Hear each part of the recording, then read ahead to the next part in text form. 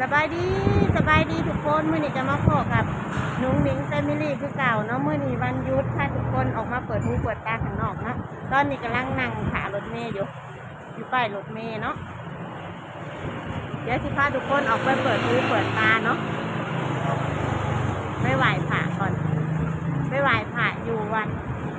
บ่ฮู้ว่าวัดหยังเนาะทุกคนแต่ว่าเคยไปอยู่แถวเสาสิงสาเนาะเดี๋ยวทุกคนจะตามมาเบิ่งน้ำกันเนาะว่าอยู่บอนหันอยู่แถวใดเนาะ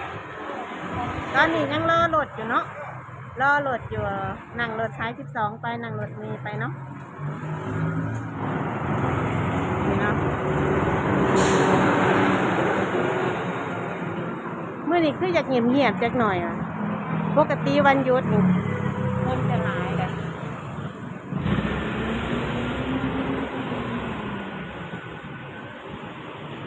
ตอนนี้ก็รถมาล่ะ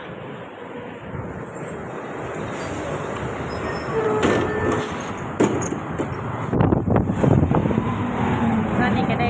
ขึ้นรถแล้วเนาะนั่งสักพักหนึ่งเนาะทุกคน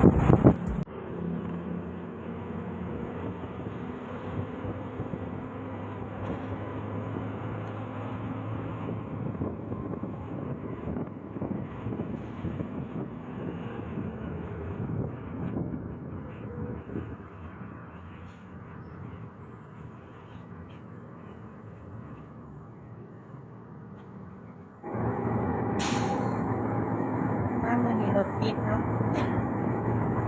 เพราะว่าเพิ่นสร้างถนนแหน่ก็เลยรถติด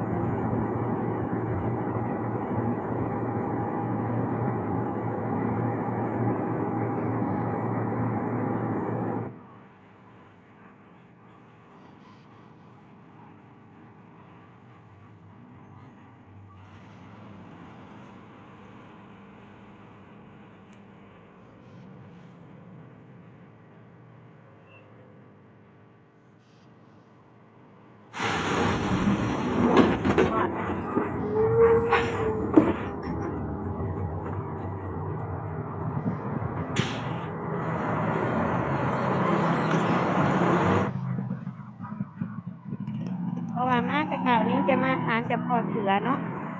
เดี๋ยวสิพาทุกคนเบิ่งเนาะว่าทานจะพอเสืออยู่บ่อนใดตอนนี้กำลังย่างในถนนอยู่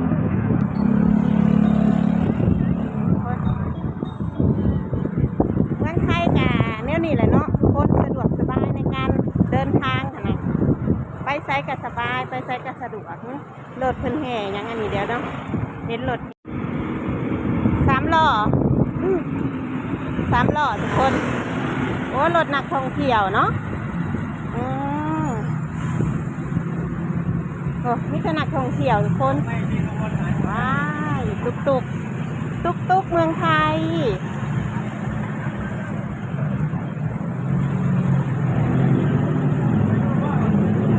พี่ซิแมนทั่วเที่ยวบ่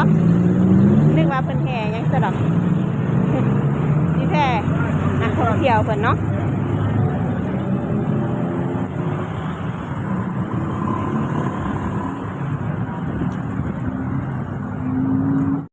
มื้อนี้ออกมาคนเดียวทุกคนพอบ้านอยู่กับลูกชายเนาะตอนแรกว่าสิพาลูกชายมานำแต่ว่าย่านเพิ่นย่านเพิ่นหายเห็นน่ะเพราะว่าเพิ่นยังบ่ใหญ่ยังน้อยโพดเนาะว่าสิพาออกมากันเพราะว่านั่งรถเมล์แน่ย่านมันบ่สะดวกในการเดินทางเพิ่นเนาะย่านเพิ่นหายแล้วมื้อนี้ขอมาคนเดียวก่อนโอกาสหน้าจังสิพาลูกชายออกหรอกเดี๋ยวทีนี้เนาะทุกคนศาลเจ้าพ่อเสือเนาะนี่เนาะซอยนี่จะเป็นซอยศาลเจ้าพ่อเสือถนนอะไรอ่ะถนนดินสอเหรอถนนดินสอเนาะอันนี้จะเป็นศาลเจ้าพ่อเสือเนาะอย่างกับไปตรงไปนี่แต่ว่ามื้อนี้บ่ได้มาไหว้เจ้าพ่อเสือนี่สิพาทุกคนตรงไปอีกเนาะจะเป็นซอยศาลเจ้าพ่อเสือแหล่งนี้จะเป็นแหล่งต้นตำรับของอาหารจีนเนาะคนก็สิมากินหลายๆได้แต่ละมื้อ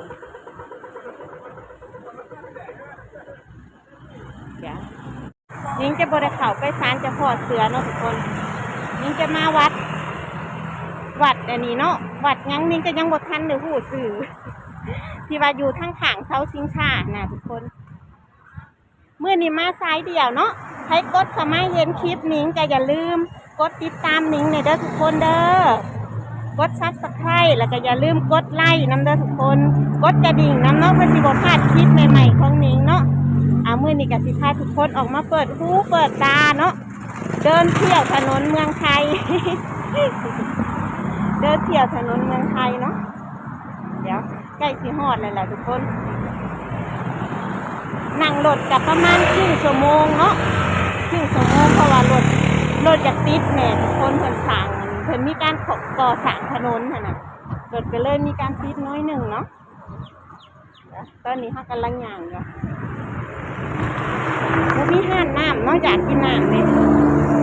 นั่งรถมาหิวน้ำเลยเดี๋ยวนี้สิให้ทุกคนเบิ่งวัดที่นี้สิมาไหวเนาะเพราะวางสุดก่อนเนาะหรือว่ารอบก่อนนิ้งได้มาไหวศาลเจ้าพ่อเสือแล้วก็ได้มาวัดบนนี้เนาะนิ้งก็ได้มาขอพรท้าวเวสสุวรรณเนาะมาขอพรท้าวเวสสุวรรณแหละนิ้งก็ได้สมดังขอเนาะก็เลยสิกลับมาหาเพิ่นอีกเทื่อหนึ่งเนาะเดี๋ยวมาเบิ่งน้ำกันทุกคนเพราะว่าขอพรเพิ่นก็ได้สมหวังดังขอแล้วก็สิมาหาเพิ่นอีกเทื่อหนึ่งนะสิมาบอกเพิ่นว่าได้สมหวังแล้วเด้อแล้วก็สิมาขอใหม่เนาะทุกคนเนาะ นี่เนาะวัดนี่แหละทุกคนที่นิ้งสิมาอยู่ทางข้างกับเสาชิงช้าเนาะนี่ก็สิคือเสาชิงช้าทุกคนก็อาจสิรู้จักเนาะทุกคนเสาชิงช้าก็จะมีวัดใหญ่อยู่บนนี้เลยนิ้งก็เลยอย่างเลยมาทางลายแหละผมมีทางลายขามนิ้งสิกลับไปขามทางลายก่อนเพราะว่าย่านหลดเนาะปกตินิ้งกับบอกกล้าขามถนนคนเดียวอยู่แล้วนะเดี๋ยวจะไปกลับไปขามทางลายทางนั้นก่อน ตอนนี้นิ้งก็ได้มาอยู่ในประตูวัดเนาะอีกอย่างกว่ามาวัดก่อนนี่ในวันอาทิตย์คนกับสีหลายแน่เนาะ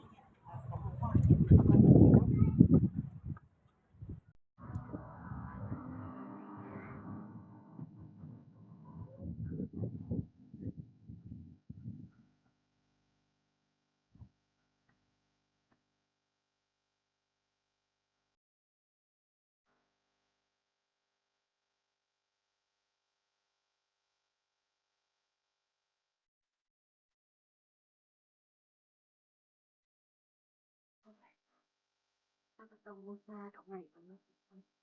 ก็ต้องถูกเทียน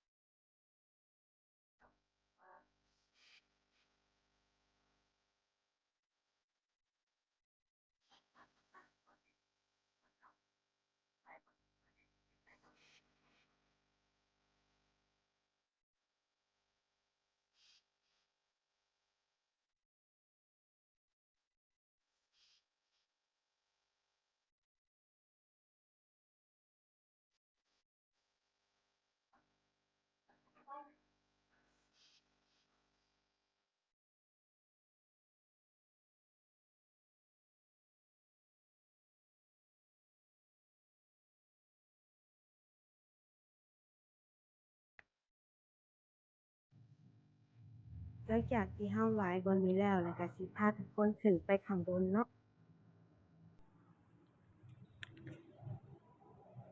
ข้างบนจะเป็นพระองค์ใหญ่เลยดิ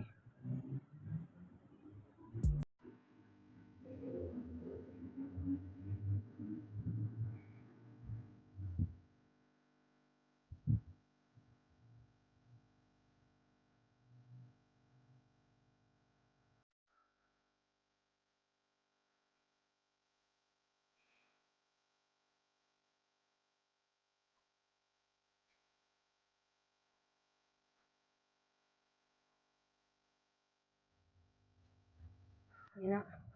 แล้วก็ได้ลงมาย่างข้างล่างเลยลมเย็นสบายเลยข้างบนก็เย็นเงียบสงบดีเขาก็สิไป บ่อนท้าวเวสสุวรรณเนาะเพราะว่าบ่อนนี้จะอยู่คนละบ่อนกันหั่นน่ะทุกคนอยู่คนละบ่อนกันเนาะเดี๋ยวสิย่างไปก่อนอืมตอนแรกว่าจะพาลูกชายมาย่างบ่อนนี้แหละเห็นมันโล่งเลยเย็นดีหั่นน่ะแต่ว่าย่านเพิ่นให้ย่านเพิ่นสอเนาะย่านเพิ่นงอแงเพราะว่าอากาศก็อยากแดดแน่หั่นน่ะเพราะว่ามันยังบ่ทันแดดบ่ทันบดเนาะก็เลยมาคนเดียวก่อนเดี๋ยวโอกาสหน้ายังสิพาลูกกับพ่อบ้านมาเนาะ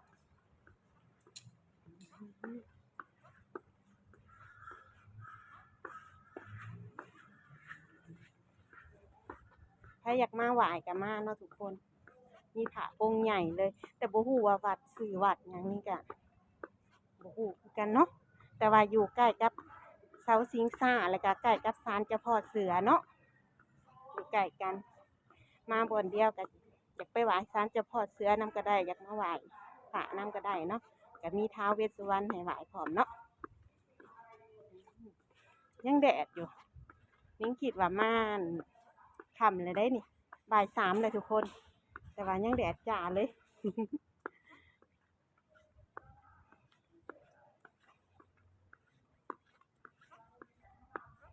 เดินทางสายเดียวแต่ก็ไปไสก็ได้ดอกเพราะว่ารถมีทุกบ่อนน่ะนะรถไปได้ทุกบ่อนเนาะแต่ก็นั่งรถสายเดียวนั่งรถสายเดียวก็บ่แพงเนาะประมาณ8-9 บาทนี่แหละนั่งรถสายเดียวค่ะนี่เนาะจะอยู่ตึกนี่เนาะท้าวเวสสุวรรณแล้วเขาก็สิย่างมาไหว้ก่อนจะมีผากิ่งนำได้ทุกคนมีผากิ่งแล้วก็ท้าวเวสสุวรรณอยู่ใกล้กันเนาะ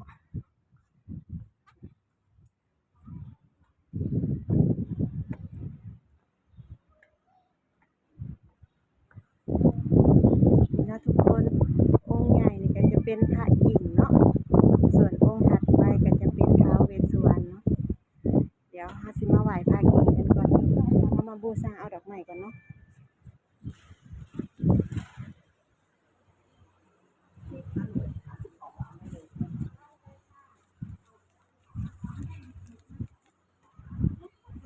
เอาหมดอะค่ะอะไรก็เอาเรามีโลกเท่าวาสนาเรามีบุญเรามีมันก็เป็นของเราใช่ใช่ไหมอืม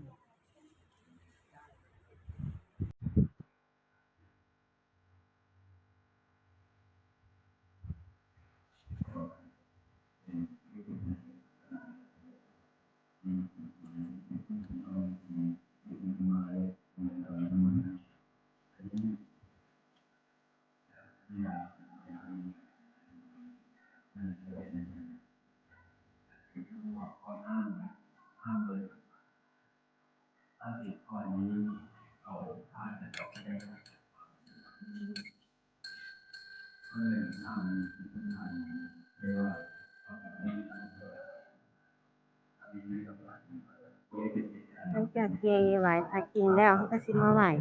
ท้าวเวสสุวรรณเนาะไหว้ด้วยดอกกุหลาบเนาะจะเอาดอกกุหลาบมาไหว้ท้าวเวสสุวรรณเนาะเดี๋ยวขอเวลาสักครู่หนึ่งเด้อทุกคนเด้อขอเวลาก่อนเนาะ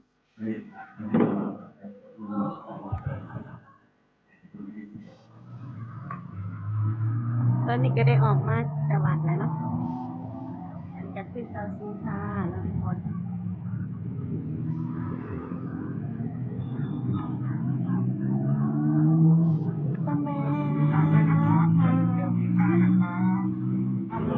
ยาแก้ไข้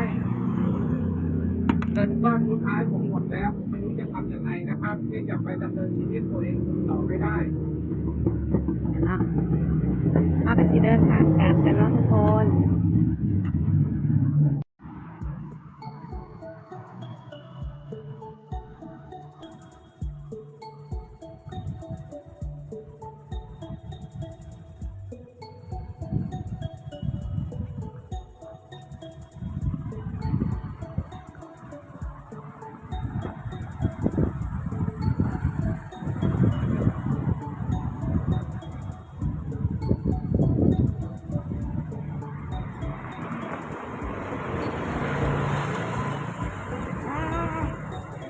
นี่ก็สิขอลาไว้เพียงเท่านี้ก่อนเนาะทุกคนใครเข้ามาก็อย่าลืมกดไลค์กดแชร์กดติดตามกด Subscribe อย่างนี้เนี่ยเด้อทุกคนเด้อเพื่อจะมีกำลังใจเห็นคลิปต่อไปเนาะมื้อนี้ก็สิขอตัวลาไว้เพียงเท่านี้ก่อนสบายดี